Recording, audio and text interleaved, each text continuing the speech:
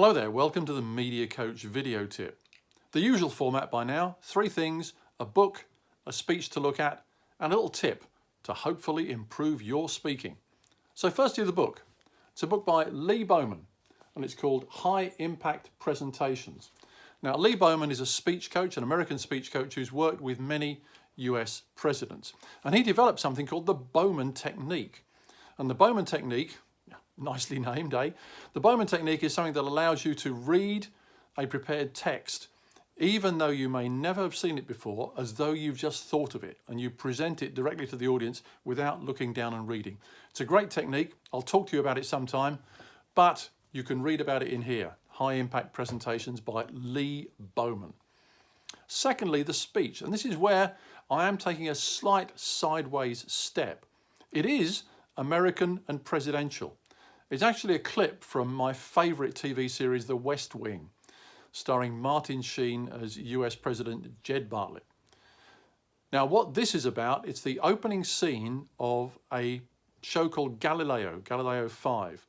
And it's an example of where the president is given a speech that's been written by a speechwriter from NASA, and he hands it to Rob Lowe, who plays Sam Seaborn, who's the person who writes a lot of the speeches for him. And he completely rewrites the opening of a speech in real time.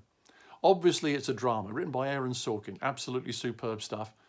But it shows how, just by changing the initial paragraph of a speech, it completely changes the way in which a speech comes across. So it's a great example of how a speech can be massively improved simply by changing how it starts. So that's something to look up, and I'll put your link down here, obviously. So it's Galileo 5 from The West Wing, written by Aaron Sorkin. And the third thing is something to improve your speech. And now we move, obviously, to the start of a speech. And people often start a speech chronologically. They say, I was here, this happened, then that happened, then that happened, and as a result, this occurred, and that's the point. You don't have to do that. You don't have to tell your story as it happened from way back to recently. You can start at any point. You can start at any point. In medias res, as they say, in Latin, in the middle of the action, in the middle of what's going on. It's a very common thing that happens in film and drama. You start at an inciting incident, something which is an important event that grabs your imagination, and then you backtrack. So how did that occur? How did we get here? And then you might go past it into the future.